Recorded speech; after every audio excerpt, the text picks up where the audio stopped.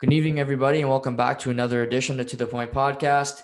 It's Tuesday night, but as you all know, last week we finished Your Honor, and I wanted to give Shamus the extra week to figure out what we'd be covering next. So tonight, we're going to be talking about some hockey. We're going to go through all the divisions. Me and Shay had an East Division preview before the season. That was great. So I thought, let's go through all four tonight, and we can go through the top teams, the top players, and different awards and some fun stuff along the way. So Shay, good to see you. Happy anniversary. And obviously, thanks for joining me tonight on a special occasion for you. Thank you. Yes. Yeah. 2 years and she hasn't left me yet. So that's I'm doing something right, I guess. But no, it's excited to be back. Excited to talk a little bit of hockey still. And she give me an hour just to get away and let me do my thing. No, that's good. Nice of Kennedy. Tell her I said thank you, of course. Will do. You know, I'm sure she's dying right now because she doesn't know what to do without you, but she'll have to figure it out with the cats and whatnot, so she can fill that void that way, I guess. Yeah, exactly. So yeah, we're gonna go through the divisions, and I thought we'd start with the farthest away. So we're gonna start out west, and looking at the Western Division to start the year. I mean, the top three teams are really quite impressive, and all are Stanley Cup threats in my mind, in the Vegas Golden Knights, the Colorado Avalanche, and the St. Louis Blues. For you, Shay, which team has been the best so far? Because all three have played pretty well. I really like Colorado. I like their build-up. I think that they have the room to make another addition. Mm-hmm.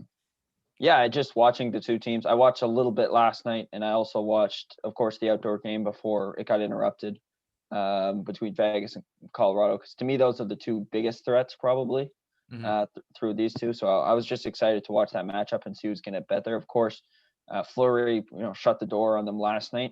But I think overall, if I had to pick a winner out of the two, I definitely would say Colorado. I just like their team build-up and just the additions they made, like picking up Devin Taves, Brandon Saad in the offseason. Mm-hmm. They all just seem to be paying off, and it looks great on Sakic right now. What about you? Yeah, right now I would say Vegas by a hair. I think Colorado is a second-line center away from, again, below Kadri, maybe a third-line center, but an elite one, into being, a real big threat. Grubauer is really where I thought their team was going to struggle. I said, if they can't address the goaltending issue again, then, Joe Sakic should be fired. But the way Grubauer's played this year, I mean, the goaltending as a whole in the NHL this year has been pretty god-awful. It's been a mess. He's been so consistent. I mean, they lose 3-0 last night, but I thought he played pretty well. The outdoor game, he's played well. I mean, he's beaten Vegas 2 out of the past 3 times. So I see your point there. I just see Fleury's got 3 shutouts already this year. He's playing some great hockey. Yeah. They still, Mark Stone, I think, is playing the best hockey he's played. Pacioretty's found his game again. They got Theodore and Pietrangelo in the back end. I think they're the most well-built team in the NHL when it comes to top to bottom, just how they're built. I think it's so impressive what Kelly McCrimmon has done in Las Vegas. And we could continue with Vegas, but just to go back on something you said earlier, you talked about Colorado needing kind of a high-skilled middle six center. Do you have anyone in mind that you think plays on a team that is not doing? They're obviously not going for the playoffs. Mm-hmm. They just want to unload a guy just so they get something back for him. Right. He doesn't play center, but I think he could play the Taylor Hall comes to mind for me. Yeah, that's a big I thought they'd sign him in the offseason. Clearly, they didn't want to pay the money. But we see what's going on in Buffalo. It's a mess right now. So that's something to keep your eye on. Maybe this is off the board and he's more of a veteran, but maybe like a Travis Zajac from New Jersey. He's got playoff experience. He went with them to the Cup final in 2012.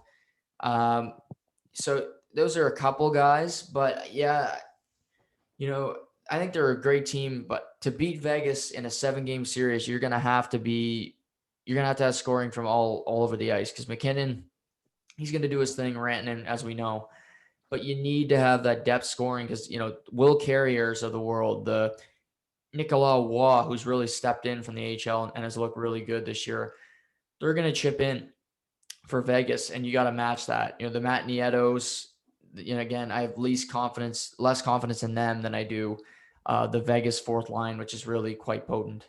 Yeah, you look at Colorado's fourth line of Bellemare and Calvert, and are Hmm. they gritty and good maybe on the PK? Yes. Are they going to be able to score consistently, especially in the playoffs? Probably not.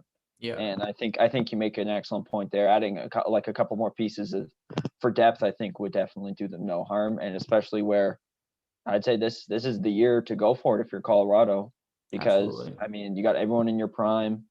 You're going to have Makar and Bowen Byram who are still on their entry levels, and we all know if you want to win, you're going to have at least a couple of those young studs just still on their ELCs.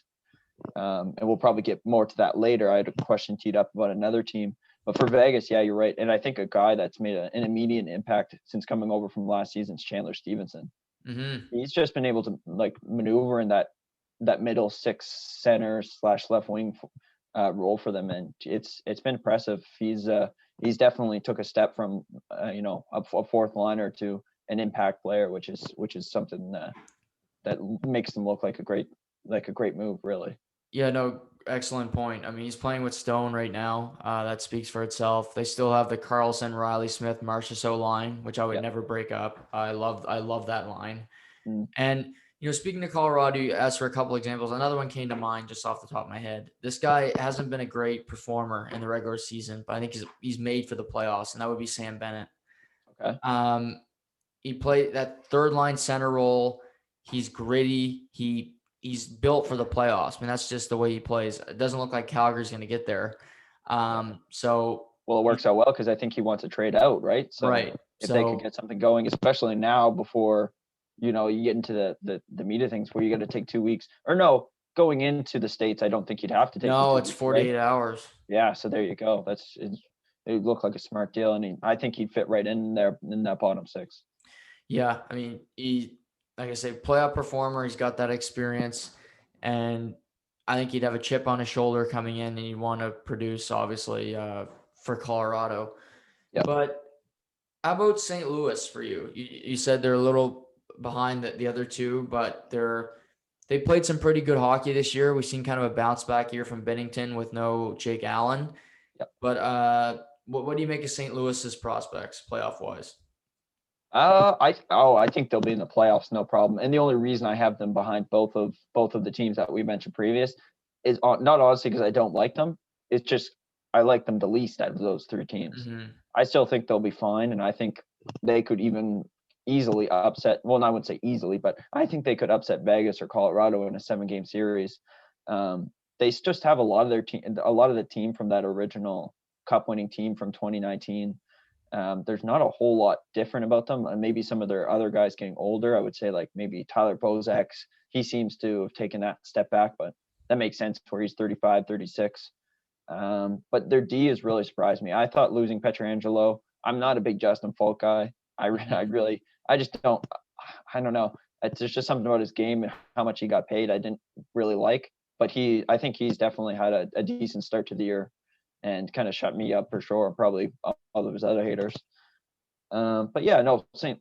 Louis, and you go back to Bennington. Bennington's, he's probably felt that pressure not having a solid backup anymore, and he's lived up to it entirely. Yeah, no, I'm with you on Falk. I'm not the biggest fan, but I think he's had an excellent start to the year. Um, I didn't love his game in Carolina because he was kind of relied on to be number one, and he was never the number one. Right. But Parayko is the number one defenseman. He's a wolf in sheep's clothing because Pietrangelo was there. He did a lot of great stuff that went unnoticed, and that's the best kind of defenseman, if you ask me. Krug stepped in well. Mike Hoffman's been a very good ad. He just scores goals. I mean, that's what he does. They still got O'Reilly, like you said.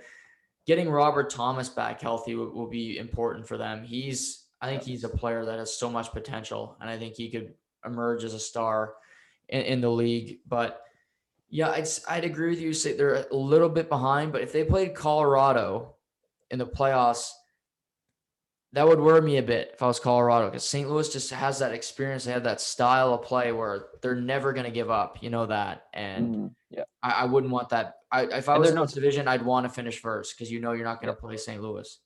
and there's no, like, you got no Tarasenko there either, right? Mhm. And I mean, there's going to be health issues, I think, throughout the rest of his career, like we seen last year. But you get him in that top six. I mean, that's an even deeper team where you have a much better scoring threat. Where, you know, Mhm. those other guys, those other right wingers like Jordan Kyrou, who we didn't even mention, he's going to slide down, and he's still going to be able to produce. He's on another level right now. So yeah, it's exciting to think about. You know, this is probably going to be the most entertainment playoff for the first round. I think you'd agree on that. Just where we're 100%. going to see two of these teams battle it out, and hopefully a great matchup. But the rest, Yeah, I mean, St. Louis, Colorado, St. Louis, Vegas. I mean, that's that's great hockey. You know, you're not gonna miss miss it in that matchup. I mean, that's great. Right now in fourth, really one of the two surprise teams that I have on the board is the LA Kings. If anybody told me they thought LA was going to make the playoffs, even in this division, I'd say they're drunk. And I still don't think they will, but they're there right now. I mean, Dustin Brown's got 10 goals and he's almost at a point per game. This guy was MIA the past 3 years. Drew Doughty has found his game again, playing a ton of minutes, playing well. Jonathan Quick's looked good. They got some young kids. I give LA a ton of credit for at least playing hard this early into the season and making a season of it. yeah, I agree with you, and I think, you know, they're probably just tired of people telling them they suck and tell them, you know, oh, every beginning of the year, just looking at their, looking at their roster and saying, okay, well, these guys aren't going to do anything. These guys are going to be a garbage feeder, a draft, a lottery team again. So I think that chips on their shoulders. And, Kopitar is definitely in the prime of his career. And I think he's got like 20, 21 points in 17 games. He really, he gives it his all every game, which I think is a very much appreciated as a fan. So I don't know. I think they'll tail off here soon. Yeah. But to see them kind of grind it out and get these wins, not to mention, like, they've kind of split the goaltending, which I wanted to mention. What do you think about that? I mean, you've got Cal Peterson kind of coming in playing really strong when he's there, but does that mean, is that going to edge out Jonathan Quick? Is that going to make Jonathan Quick play better? What are your thoughts on that? Yeah, I think they're doing that for a number of reasons. One, just to see what they have in Calvin Peterson. They want to see if he can be a goalie of the future or if they need to draft one. And I think they want to move quick.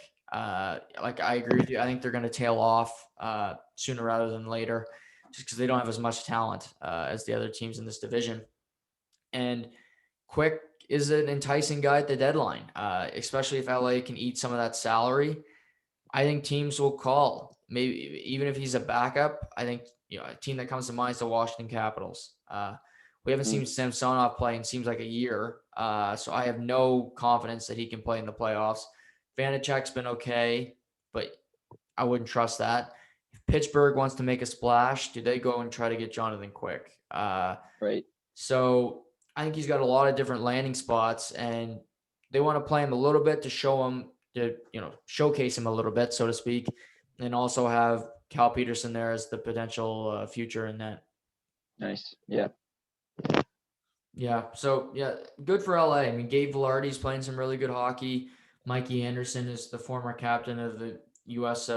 World Junior team. So I like to see these young kids get an opportunity.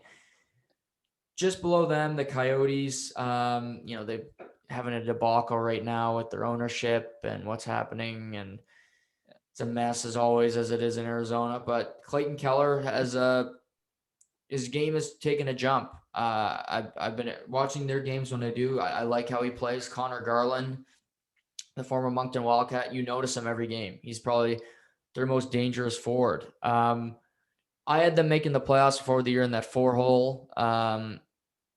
Where did you see them prior to the start? I saw the missing, to be honest. Just wasn't a fan of just their lineup overall. I mean, without Taylor Hall, I thought they were weak. They were actually played, in my opinion, last year they played better without Taylor Hall than they did with him. But no, I think that's I mean, that division's just so tight right now, and eventually I think there will be a spread where you'll see the top teams really become more consistent, and they start winning those weaker games. But I think Arizona still has a chance, just the way they play. And one guy I noticed playing last night was Connor Garland. Like you said, I don't remember him like this in Moncton, Chuggy, but he was like in corners. He was digging hard. He was grinding. Was he always that way, or is that? So he must have adjusted some point in his career to make it here. And that's impressive on its own front. Absolutely. And Moncton, he wouldn't touch a corner. If he saw the puck in the corner and it was on a power play, he'd let the puck clear. That was his game. He had the most points for back-to-back years in the queue, and he went in the 5th round. I mean, that doesn't happen often. So he had to go to the ECHL, then the AHL, then finally I think he got humbled a bit, and he was healthy scratch down there. So he had to take his lumps, and now he's here. But I agree with you. He's still a little guy, but he gets in those corners. He's gonna battle, and he's got that will that I think he didn't have. He had all the skill in the world playing in the queue against guys that were never going to make the NHL. But to see a guy adapt his game, and I think of Nick Kyprios when he says this, he says some guys come into the league, most of them do, as we know, Shay, they have all the skill in the world. They were the best player where they played prior. And that's in every sport. That could be basketball, what have you. Yeah. But eventually you're going to run into players that are better than you. And you can say, okay, I'm not going to be the most skilled player here, but can I change my game? And maybe I could be a physical guy, or in the past, maybe I can fight, something to stay in the league to keep your job. And I think Garland can keep the skill. Obviously they love that, but he's got that dog in him now that he didn't have before that really makes him an intriguing player. Yeah, that's a great reference to Kyprio too. And you're right. You just love to see it because, I mean, now he's a top 6 guy on that team. He's a scorer, but he's also a hustler. Like you see, you made a great play. It was either last night or the night before where he set up Derek Brassard in front of the net. Yeah, last night. And I just thought that was like, just a total 180 in his game, and you got to appreciate it. Now, still on this topic before we get off the Yotes, do you think that if they start to trail off, they'll maybe get rid of some of these older D-men that they have around, the Yarmosens, the Goligoskis? Yeah, Goligoski more than likely. Hjalmarsson's got a full no trade, and so does Ekman Larson. So Hjalmarsson had told him in the offseason, I'm not going anywhere. So they could try, but again, he could veto anything. So they're in such hell. Yeah, they're in such hell there because they got a lot of bad pieces, and then they got Hjalmarsson's not a bad player, but again, it's a contract you'd like to move, and there'd be some interest for him for sure. Right. But some guys just like playing in the desert. I don't blame them. It's good weather year round and good golf. You just don't have a first round pick, which is, right. Yeah. Thanks, John Chaika. The other 2 teams in the division, Anaheim, Minnesota. You think Minnesota better odds at making a push for the last playoff spot than Anaheim? Oh yeah, 100%. I love how you just left the Sharks out there because they're so irrelevant that they're not worth bringing up. No, I'm not even gonna bring them up. I know you touched on them in one of your podcasts previously. So no, but in Minnesota, of course, I take them over Anaheim. The trades they made in the offseason just don't work. And that's Johansson Bonino trades. They're just not panning out. But Kiprusoff looks good. And I mean, you've waited if you're a mini fan, you've waited a long time for this guy to finally cross the pond. Is he your Calder? Is he a Calder winner or Calder candidate for you? Yeah. It's okay to say no. Just gotta be honest. He's right there, but he'd be right there. There's not many guys that are really overwhelming, Like, I think if Anaheim as Zegras can come in and make an impact, I think you'd still win it. Yeah, he even looked good last night. He's missed. Like, he's fun. He's a cocky kid, but I like him. Like, he's got that it factor about him. But yeah, I'd say probably Kaprizov by a leg. Stützle, he looks good too. He'd be right up there. Yeah, he's impressed a lot of people. Yeah, but yeah, you mentioned the Sharks. Yeah, I'll just briefly. I feel bad for Logan Couture because he's still a really good player. Thomas Hertl, another really good player. But they got Devin Dubnyk and Martin Jones and Erik Karlsson. I don't need to say much more. They're lot of despair in San Jose right now. But Poor San Jose. yeah, they were elite for a long time, but they couldn't get over the hill, kind of like Nashville. Yeah. Speaking of Nashville, let's pivot to the Central, and we can start at the bottom. And I'm going to start at the bottom of this division, and I'll mention Nashville because I think it's interesting. David Poile last weekend came out and said everybody's on the market except Yossi, Ellis, and you might have named one other player, but basically Yossi and Ellis, and Pekka Rinne, because they don't want to trade him because he's sentimental about retiring there, whatever. Boo-hoo. But they got, let's just face it, they got a fucking mess in Nashville because they got Duchesne, who hasn't worked out, to be nice. Johansson, which was one of the worst trades in the past 2 decades in the league. Yeah. And they got bad contracts. Their team can't score a goal. And you're David Poile. What's your number one priority? If you could move anybody somehow, who would it be? Oh God. You mentioned the 2 centermen, and I think one of those guys is definitely on the list. But I mean, as a team morale, I mean, that must be awful just to think about. You look around, like anybody can go right now. Do you really want to, you really want to play your hardest for a team that you might not be there for very long? Sorry to pivot from your question. It just caught my mind when you said that. Yeah, no, it's true, but it's probably just the reality right now. They, like we said, they had their window. They got to the final, lost to Pittsburgh, but they got Rinne, and the new goaltender doesn't look like he's going to work. He's not a starting goaltender to me. Ellis, and I wouldn't trade Ellis and Yossi either. I think they're really good. Ekholm has been rumored in a lot of trades, including your Leafs, which wouldn't be a bad ad. Upgrade definitely on Dawson. But yeah, if you could possibly find a sucker of a team to take Johansson, I don't care what you got for him, because he is just such a non-factor. Every game I watch, I don't even notice him, Shay. Yeah, it's unbelievable. If your last name's not Forsberg, you're literally not on the score sheet, it feels like, which is pathetic in its own right. But yeah, I mean, it's a shithole for management, and I mean, but they've only dug themselves in this. The Turris contract, the Duchesne contract, just feels like one of another. There's bad contracts scattered throughout this whole team. So, is a full rebuild in the horizon for these guys, or can they salvage anything here? I think it's pretty close to it. I mean, they got Askarov, who they drafted last year. Right. So at least they have but he's 2-3 years away. So it would be the ideal time to rebuild, because he's going to play in Russia. Who knows how long he's going to be over there? We've just seen Kaprizov. Maybe you rebuild. Yossi, is he going to want to sit through that? I don't know. Ellis, I mean, they're 2 really elite defensemen. They are. You could get a lot for them. If you're going to commit to a full rebuild, you got to consider moving both of them, if you ask me, because you can get a lot for them.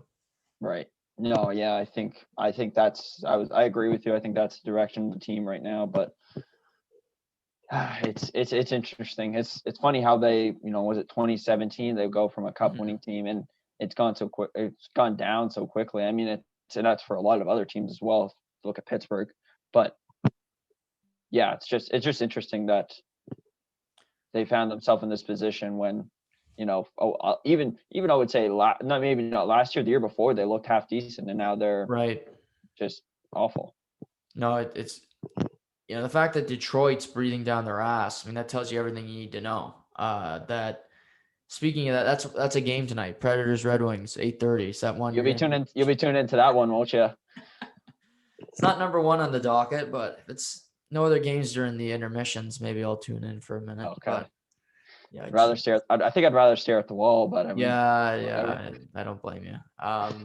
What about the Stars? They're kind of in a predicament. I mean, obviously prayers for Texas. I mean, that doesn't mean jack shit coming from me, but I mean, obviously it's affected them, and it's going to affect their schedule moving forward. They're going to have a tight one, right? Yeah, they've only played 14 games. They've lost 6 in a row.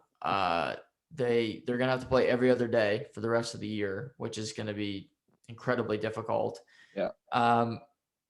Yeah, they started off great. I mean, they start with COVID and all that, and then they get a storm, more COVID shit with teams around them having to pause games. I just think it's lack of practices, lack of even games. I mean, they're only playing games at like 4 or 5 days later, right? So you're not in a groove. Hudobin got hurt for a period of time. They're still missing Sagan. They're missing guys from last year's Stanley Cup Stanley Cup final run because the offseason was so short.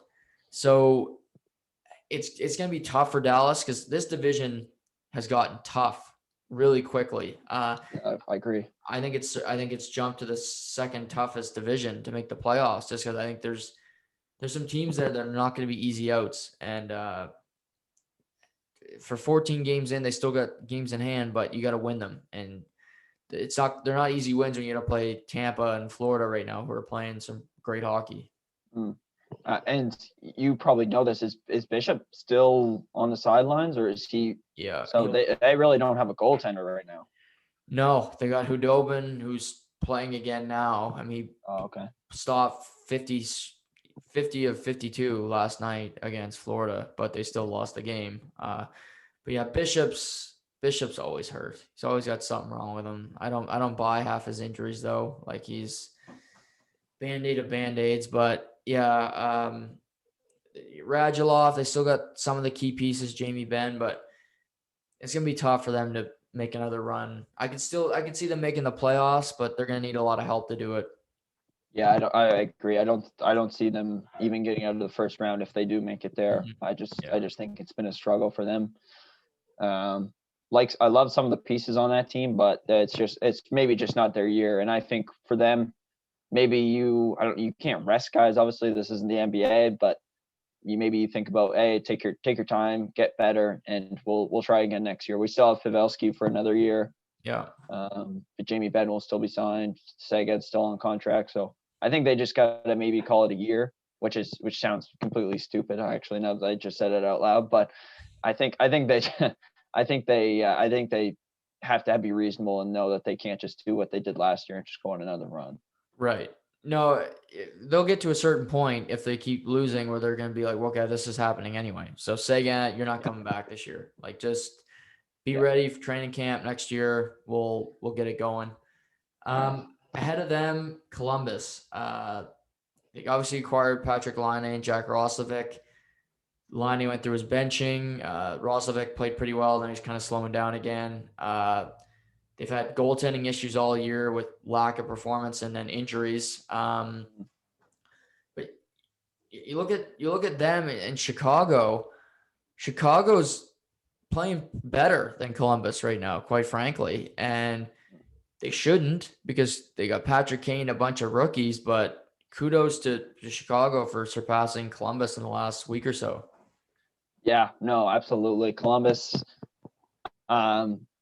No stars on there. They lost Dubois. Obviously, they picked up Laine, who's been okay statistically. I guess he's put pucks in the back of the net. He's been able to make plays. But yeah, I mean, Chicago. I think if you would have asked anyone, Chicago would have been last, if not second last in this division behind Detroit. Mm-hmm. And here they are, just grinding it through, getting wins. They've got rookie goaltending. Kevin Lankinen. Kevin Lankinen, he's coming in. He's playing pretty decent. He, kind of, maybe he's going to be the future between the poles for these guys. Mm-hmm. So it's interesting. They got that Suter guy who's been playing really well, and I'm going to butcher this name, Kurashev. Oh, Kurashev, my bad. Philip Kurashev, yes. And both of those guys have been stepping in. See, it gives them opportunities though, right, Juggy? Because no Doc, no Taves down the middle. Somebody's going to have to step in for center, even if they're a winger or whatnot. There's going to be opportunities come right down that line. So I think it's where these guys have really stepped up and impressed. Yeah, no, agreed. And yeah, I look at Suter, who's played really, like you said. Kurashev scoring highlight reel goals. I mean, this kid's got a ton of potential. Boquist on the back end. They got Mitchell on the back. I mean, they got a bunch of guys I didn't know before the year, some of them, and they're playing well. Keith has been really stable. You mentioned Lankinen. Patrick Kane, if he can lead this team to the playoffs, Heart. you Give him have heart. to consider, I think he should win it. You And I just don't got care how many points McDavid, Matthews have, because you can't tell me that McDavid, Matthews are more valuable to their team if he can get this group of characters to the playoffs. No Seabrook, no Taves, no Sharp, all these guys, Doc, Alex Nylander. He drags this ragtag bunch of what's to the playoffs. I mean, that's an impressive feat if he can do it. Yeah, 100%. No, it's something to see, and he's just been, he's, in my mind, he's the greatest American player to ever lace them up, and he's just proving that night in, night out, and he's just doing that again this season by carrying a team that's not that good, but still playing his best every night and helping out DeBrincat, who I thought had a really tough year last year. Yeah. But now he's bouncing back. And he's going to catch a lot of heat from his haters saying, "Oh, well, you play with Kane, you're going to get those points." Well, DeBrincat brings an offensive aspect to his own game, and I think he's done a great job of getting his team to that fourth spot, which they're in right now. Yeah, no, DeBrincat, he can score goals, whether he's playing with Kane or not.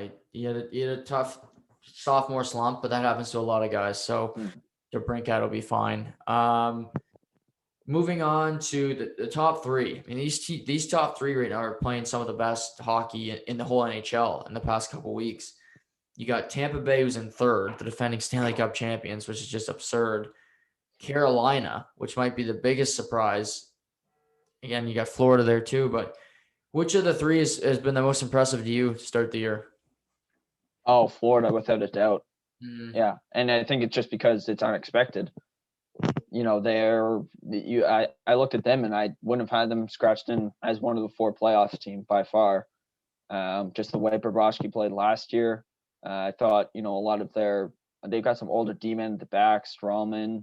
They picked up Gudas, of course, Keith Yandel, who was going to break his Ironman streak. But yeah, I think them, and it's solely because Huberdeau is their star. He's their lightning bolt. He's their Patrick Kane, which we just mentioned. He's helping them get there. And of course, he's not the only one. They've got Barkov. They've got Hornqvist, who's been playing really well. That's looked like a great trade. I know you've mentioned that before. But yeah, no, it's been all Huberdeau, and it's the Huberdeau show in Florida right now. Yeah, no, I would agree slightly over Carolina. Bobrovsky has hardly played this year, and when he hasn't played that well. They got Chris Driedger, who's emerged as their number one goalie, and for me, he's the starter until he's starts to stink up the joint, or Bobrovsky can really establish himself. Because since Bobrovsky's gotten to Florida, he's been a flat out disaster. I mean, he had an under 900 save percentage last year. In the bubble, he couldn't stop a beach ball. If I look at like Carter Verhaeghe, you mentioned Hornqvist, they just have guys that chip in. They got Duclair, Wenberg, who couldn't score in Columbus. Now all of a sudden he's finding the back of the net. They just find ways to win. Aaron Ekblad's actually played good hockey this year. I've been impressed with him. He looks more confident on the ice. He doesn't look as scared and as tepid. So I like Florida and Carolina for the same reason. Some of these guys that they're taking a chance on are starting to produce. Nino Niederreiter's got 9 goals. Vincent Trocheck has 8 goals. They still got Jacob Slavin, my guy, who's maybe Olympic bound. They got Jordan Stahl, who's scoring goals now. I didn't know he could anymore, but he is.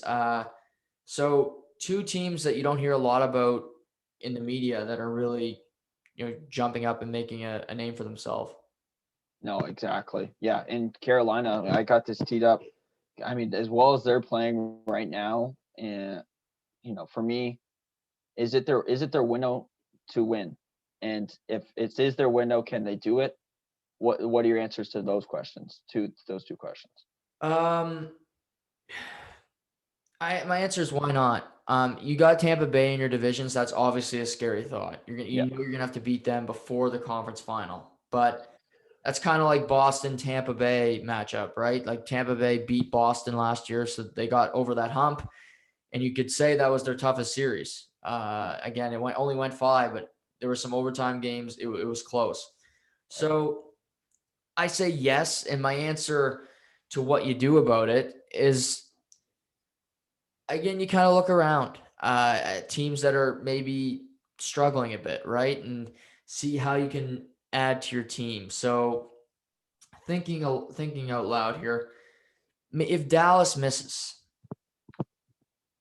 what's Radulov's status? Right. Would he be available? Would he be somebody they want? In the East, say the Islanders miss. Is Anders Lee's probably not available? Is Brock Nelson available? These other players that you look around organizations that aren't going to make the playoffs and you say, how can we improve our team? And Carolina, I don't think is ever going to be featured with stars, but they can have enough good players to make a run at it for sure. Right. And the reason I asked that is because you got Svechnikov, who's, he's looking to get paid next year. Even if he does take the so-called bridge deal where he signs for, $6.5-7 million. Yeah. Well, that's still $6-7 million that you are not going to be able to use on other guys. That's why I asked that question, because I think right now they're in that awkward position where it's time to go for it, because there might not be an opportunity tomorrow to do so. Right. Stay with Dougie Hamilton, and he's a UFA next year. Well, guess what? He's going to want 7, maybe 8 million, depending on, who's willing to give him that. So it's just tough. I think that this is the year to go for it. I'm glad that they're playing well, because they certainly deserve a spot. They were a playoff team for me written down at the beginning of the year, but we'll see. We'll see what happens. They get to the playoffs and anything can happen. Yeah. Yeah, Tampa Bay's in third, but I'm sure we both don't have much fears about Tampa Bay. They'll be fine. They beat Carolina last night in a good game, and they play again tomorrow. Pivoting to the East, toughest division coming into the season on paper for me, and I don't think it's disappointed. If you look at the standings and how tight everything is, it speaks for itself. You have Boston on top right now, followed by Washington, then Islanders, Philly, Pittsburgh are all tied in points.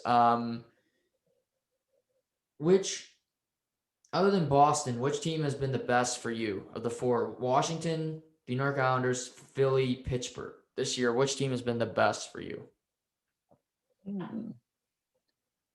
I would say Washington.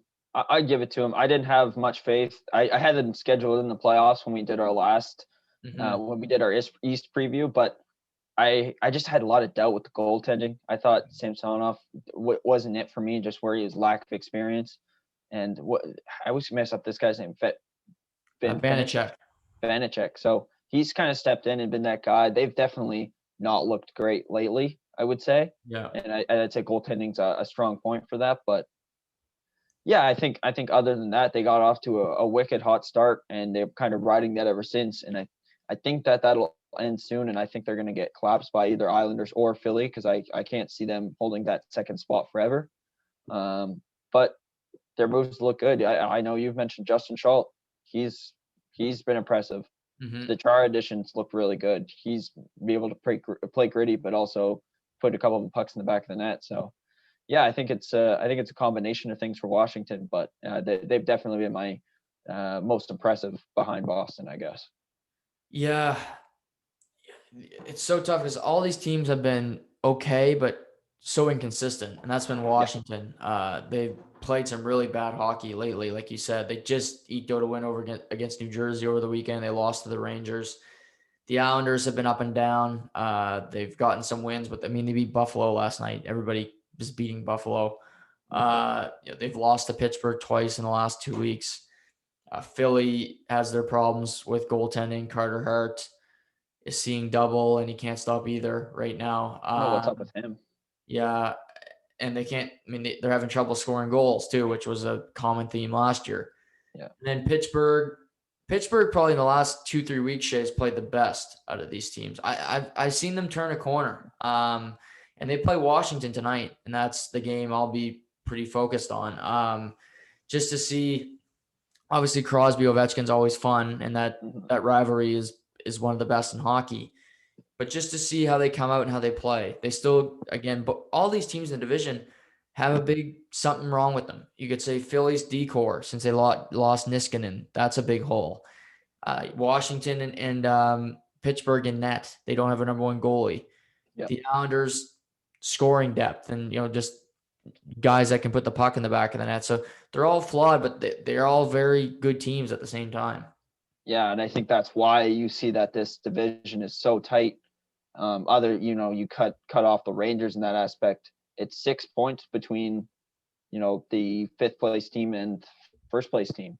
Yeah. And that's tight. And, Boston's Boston hasn't played all their games, but they're certainly been impressive. And I figure we'll finish the East with Boston. So what team are you thinking about next?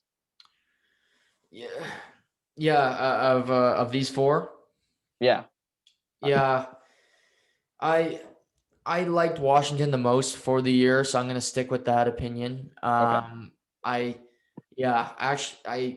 I see them. I think they'll find their game because they have so much experience in the regular season to start winning and playing consistently.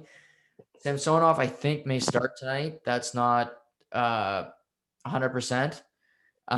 So we'll see what happens. I mean, he's been gone for a long, long time. I don't know if he struggled with COVID or what happened with him, but it's really been an unreported story because Vanacek had started like 12 straight, and then Craig Anderson started on Sunday. So can't let that happen again. Ever. But yeah, Philly, Carter Hart, I trust he'll find his game, but again, you got to stop some pucks here. I mean, it's that outdoor game was a flat out disaster. That end of that second period, that was so hard to watch for the kid.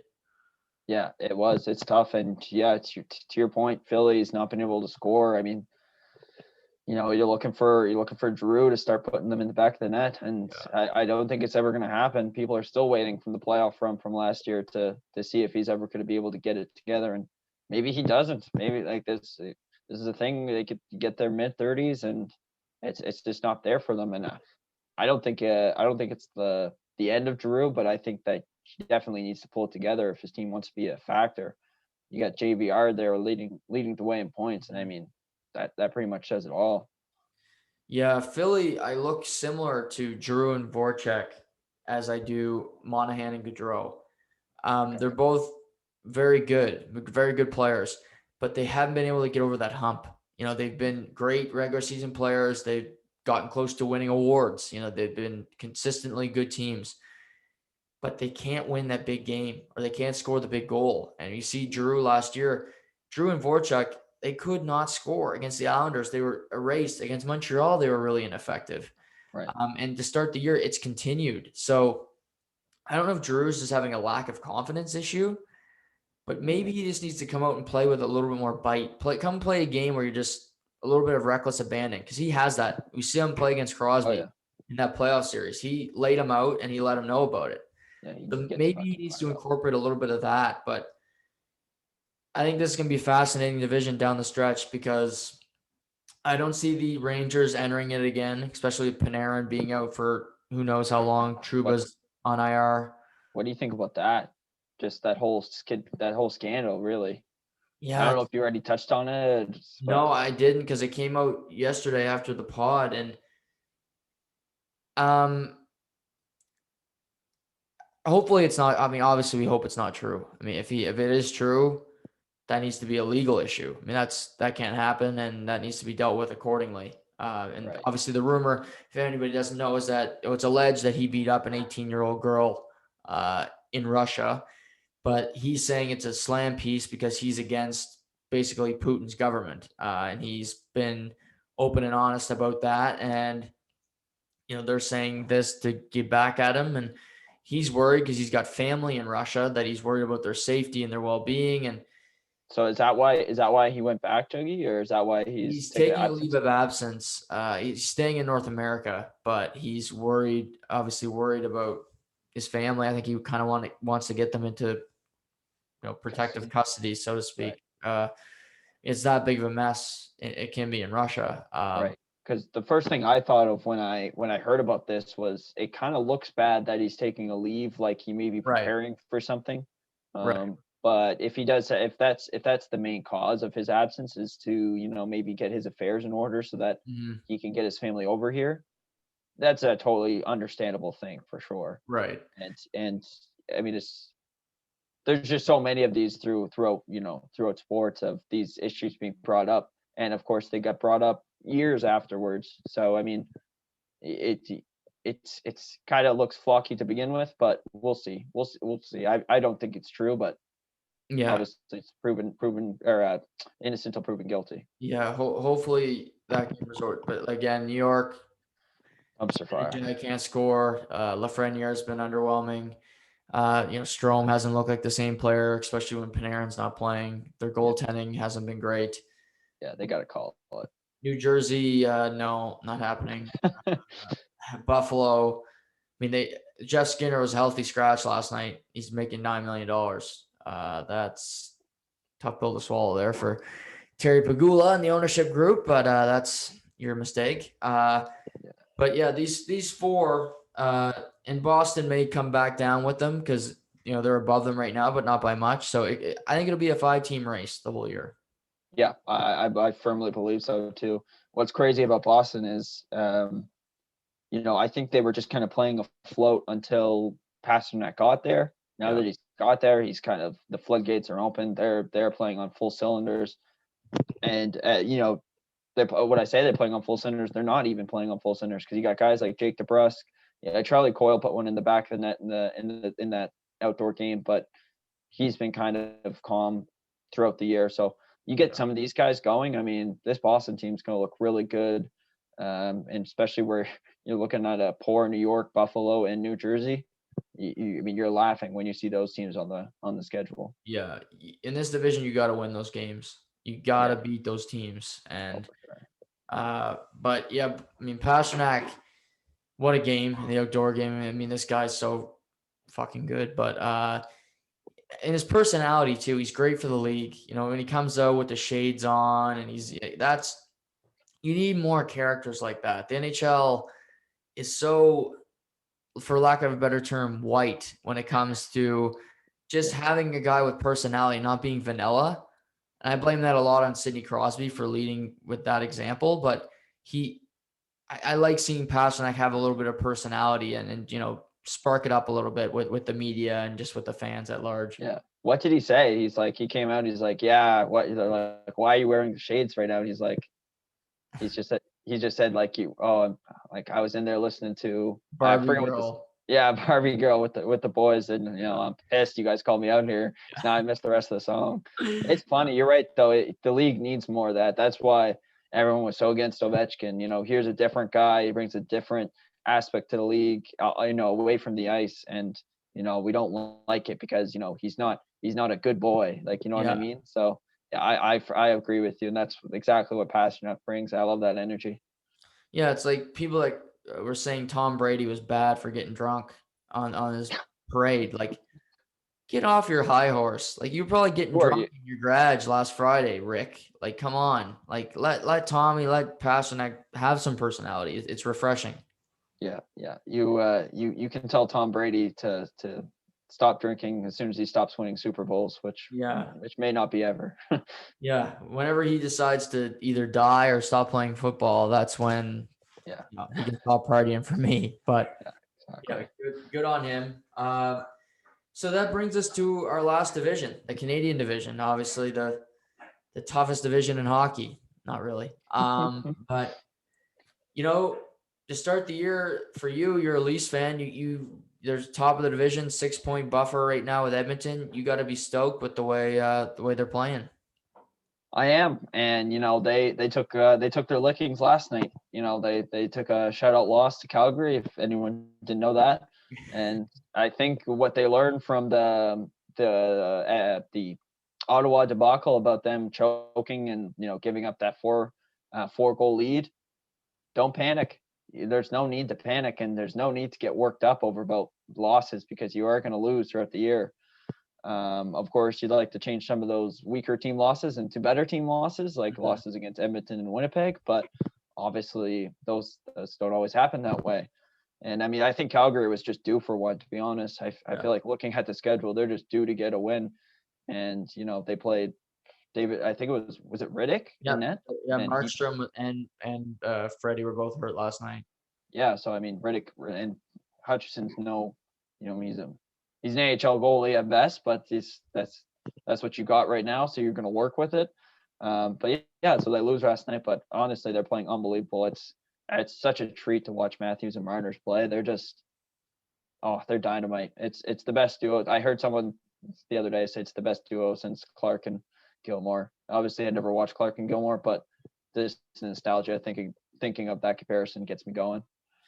Yeah, it's hard to argue. Hard to argue that Matthews is probably not already the best goal scorer in the history of the franchise. Yeah. Just See? his ability to score, he's a more natural goal scorer than anybody they've ever had. And you can go through. I'm sure the Leafs fans, I think you'll agree with that. But just go through the list. I mean, he scores goals quicker than anybody. His shot is better.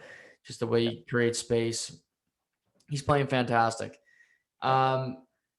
Yeah, obviously they're the class of the division, and this Canadian division it's a no defense division. Yeah. I don't know if I've seen such pathetic defensive play. I mean, this 20 games into a season and systems breakdowns. Just I don't get the coaching on every team. It's bad, and I'm just like, how do you not make adjustments on the fly here? But kudos to Toronto. They've done it better on capitalizing it against teams than any other team has, and they've earned that 6 point buffer, and they have that right now. Yeah. No, and what's scary to think you wouldn't hear me saying this last year or the year before, but their PK has been stronger than the teams they've been playing against. So they've been clearly been able to win games that way, tighter games as well. So it's just refreshing to think that they're going to do well. I know you're an avid, I would say not ripper of the Leafs, but just putting your honest 2 cents out there and letting that fly. Mm-hmm. I often, and it's like I told you, if the Leafs win, I'm on here listening to you because I know you're going to humble me right back to earth. But if they lose, a 5-4 OT loss to Ottawa, then I'm probably going to go listen to one of the Toronto markets because that just picks me back right back up. So Right. No, but it is good, and it's hard to think that if they get Tavares and Wheeler and Nylander back on track, how good can they really be? Yeah, I think they can win the division for sure. And I mean the playoffs, win the division and make it to the conference final.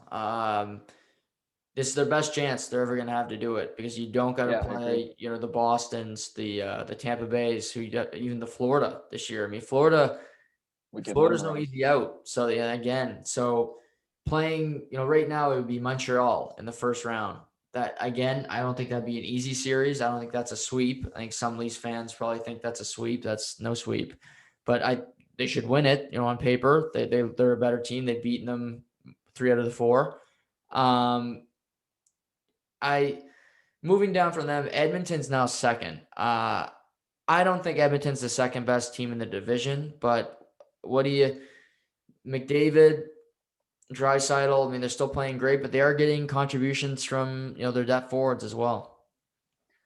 Yeah. Those are another two dynamic duo. And I think personally, I just think that they just don't have the same overall team the Leafs do, but they still have those two titans, and that's Draisaitl and McDavid, and they've played so well together, and they know each other so well in the power play now. It's just kind of like clockwork for them, almost finding each other, swooping around the net, getting great shots off. Draisaitl's an unbelievable shot from that, those hash marks on the right side.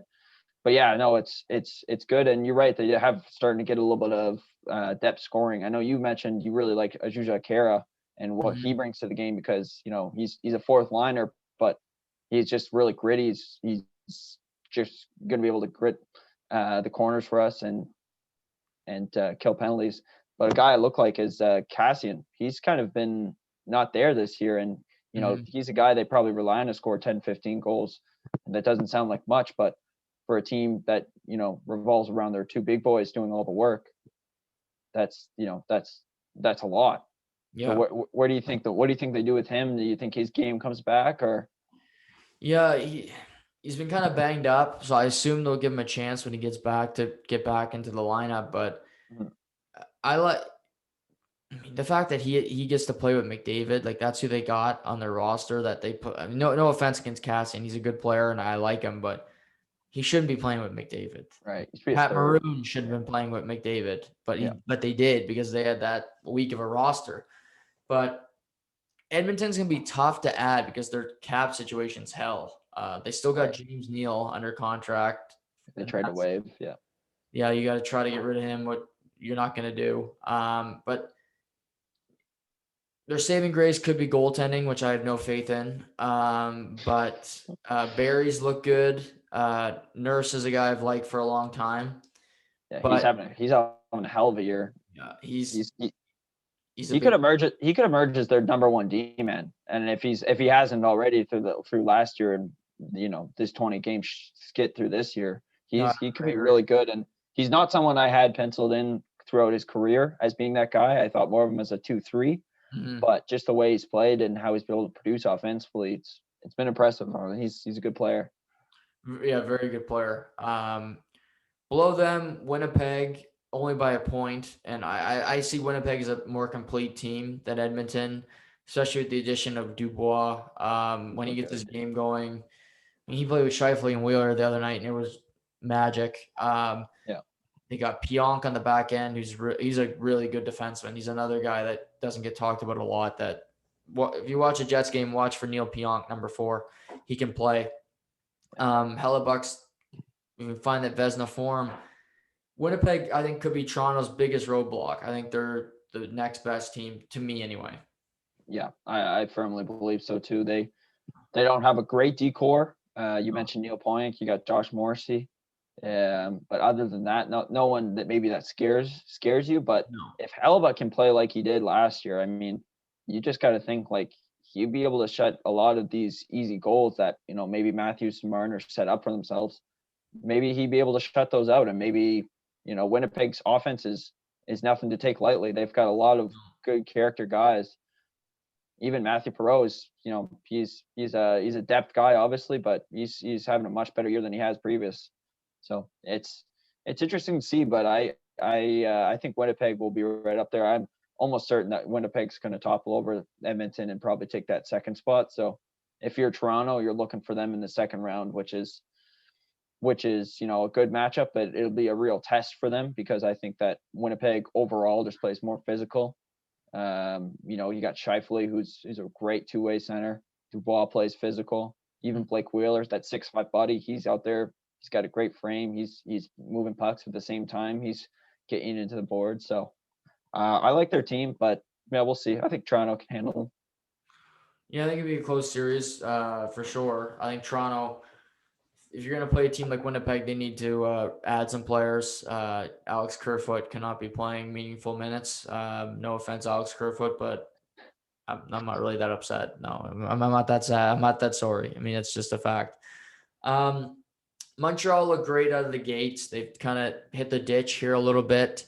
Suzuki's kind of dried up his offense. I think Josh Anderson's still been one of the more consistent forwards. Tatar's in the doghouse with Claude Julien.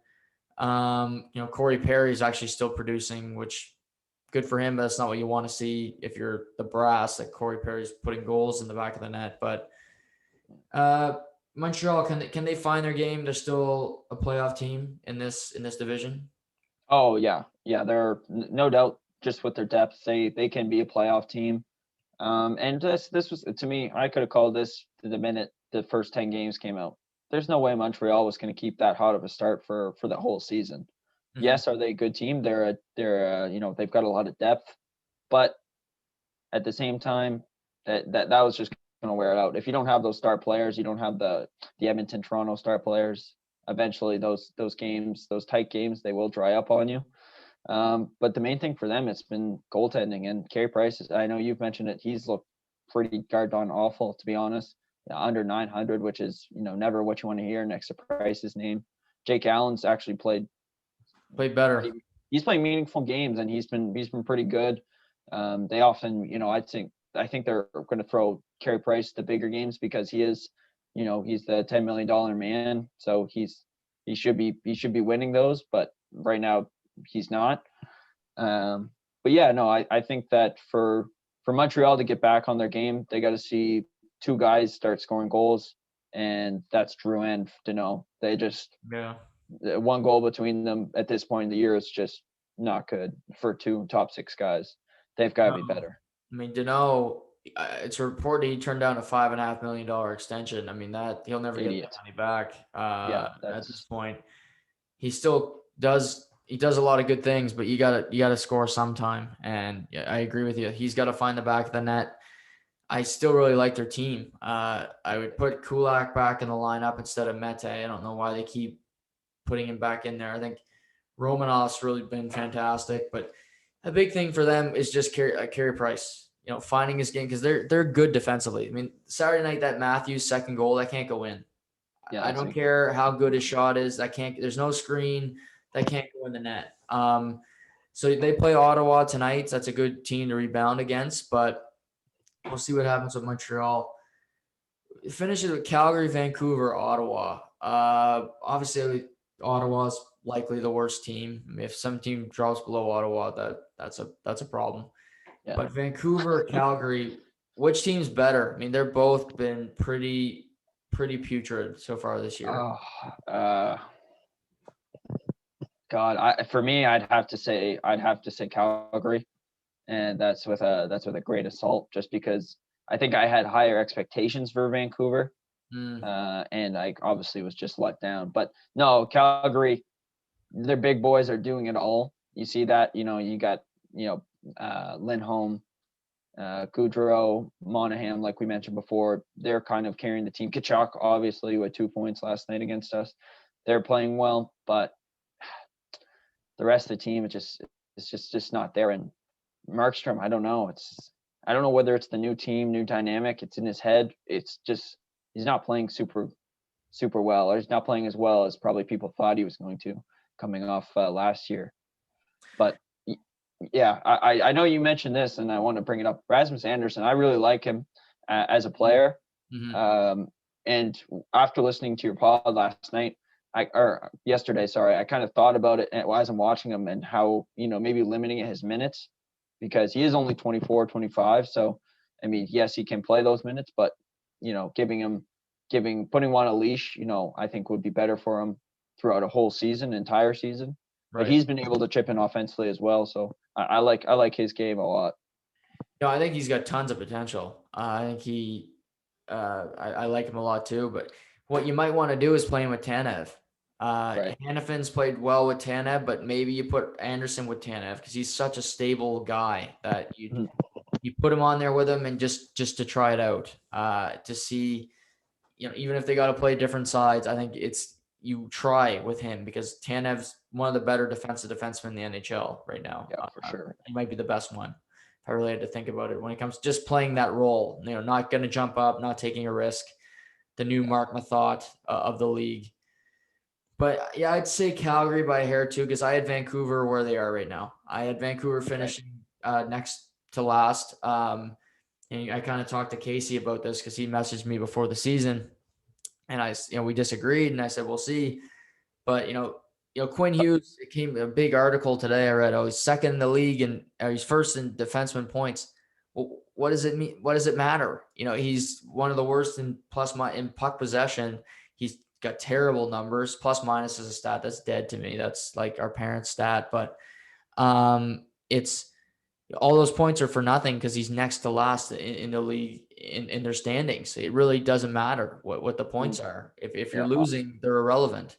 Yeah, he's got awful defensively, and I mean, anyone who watches him knows he's just a liability. This year, he seems like he's taking more bad penalties than last year as well. Good point. It's just been rough, I think, for him and the team overall, because losing Tanev was a major factor for that. Having Tanev and Hughes together worked, because you have one guy who's all offense and one guy who's all defense, and that just doesn't, taking one piece out of that puzzle just doesn't do the same effect. Right. Yeah, and we got Ottawa at 7th again. We can talk about them later in another podcast, but you're a Leaf fan. Which matchup excites you the most? So Toronto against blank team in this division. Which where you're like, okay, I'm tuning into the full 60 tonight, no matter what? What team is it?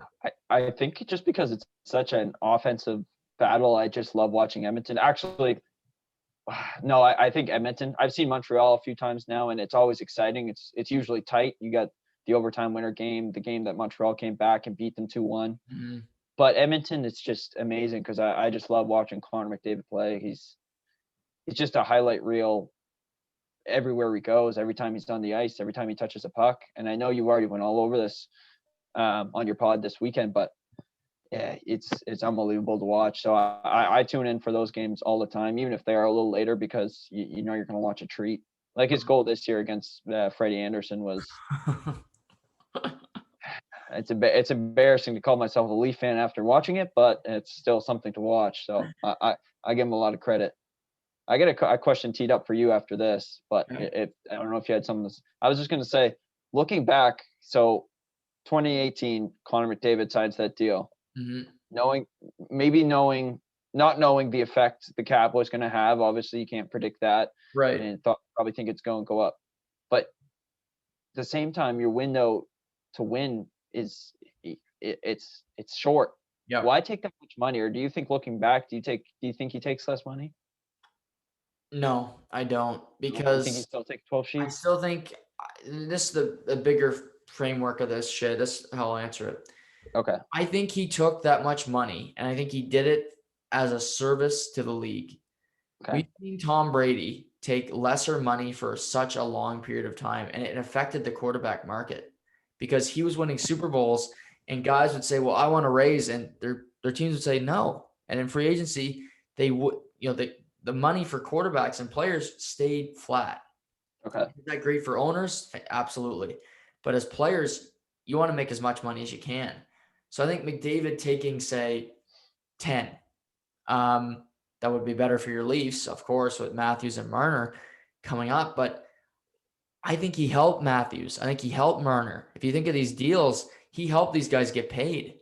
And I think as a superstar of the league, we've seen LeBron forever. He takes the max, and he's not willing to play for less than the max. He knows his worth, and I think for McDavid, he's still underpaid. He's still fair enough. And I just think as a grander scheme of the league, he took that money, and his cap hit's not killing Edmonton. It's the worst, lesser contracts that are kind of subduing them right now. Right. So just retrospectively looking, you just kind of if you want to win with that team with McDavid, Draisaitl, you just got to have better contracts, better dealings. You just got to be smart. All those. You look at it, one's 12.5, one's 8.5, so that's a little over $20 million, $21 million, right? That's it's a good chunk of your cap, but you still you got to, as a GM, maybe you have more of a pressure on you to make better deals, make interesting trades, draft and develop, and maybe it puts more pressure on your scouts to have, like you said, younger rookie contracts. You look at Colorado, Makar, Byram, as you mentioned, you have these younger guys coming through your pipeline, then you can still make deadline moves, and you're not like, well, we got to spend 50 cents. We got 50 cents here on the cap. We can't do anything. So I just think it's about having better management and people making those decisions. Fair enough. Good stuff. But yeah, I mean, that's basically our tour through the NHL world tonight, going through all four divisions. Thought that was great. We went through all four in great detail. But before we wrap tonight, Shay, what are we going to be starting next Tuesday? What's the show that we'll be covering next? Yeah, so I took some time. If you made a suggestion, sorry, it's just kind of me and Juggy talked about this. It's the best for both of us, and we're gonna go with the HBO Sharp Objects, and it's a darker film. It's about Amy Adams, who's an A-list actor. She's not hard to look at. No. She's kind of a detective, or I think a journalist / detective maybe, who has some mental troubles. She returns back to her hometown, and there's some things going on there. I won't get too far into it because obviously we'll talk about it next week.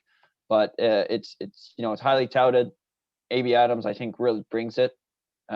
She's by far one of my favorite actors, so I'm looking forward to watching her and just see what this is about. This has been on my list for a long time, so I'm kind of glad we get to do this podcast, but at the same time, I'm kind of glad I get to start this. No, for sure. Look forward to starting Sharper Objects. And just for everybody, um, I just came in that Tiger Woods is in surgery. Apparently he broke both his legs in the crash. He had to be pulled through the windshield, through the jaws of life, sorry. And there's no evidence of impairment. So that's good. That was my first thought. I'm just going to be honest. I thought it was a single car accident that early in the morning, but I guess it was just bad luck for Tiger. But obviously, I can speak for me and you. We wish Eldrick full recovery. And even if he doesn't play golf again, this is about him just being a father and having his life back again. Golf is completely secondary today. So just all the best to Tiger. And, the world of golf is in a sense of mourning right now. Yeah, just terrible day for that. It reminded me of Kobe Bryant. It really scared me when I saw it. That's the first thing I thought of, Juggy, was it's just so similar in the sense, like, it happened so quickly. You just read about it, next thing you know, I'm scrolling through my phone left, right, see anything I can about it. And I mean, you're right. If he never plays again, that's one thing. But as long as he can recover, back to at least his health and to play golf again, because God knows what else he would do without it. So right. Yeah. No. Prayers to Tiger. Everybody, thank you so much for listening to us tonight. We appreciate it. We'll be back next Tuesday to talk about Sharper Objects. Until then, take care and we'll talk soon.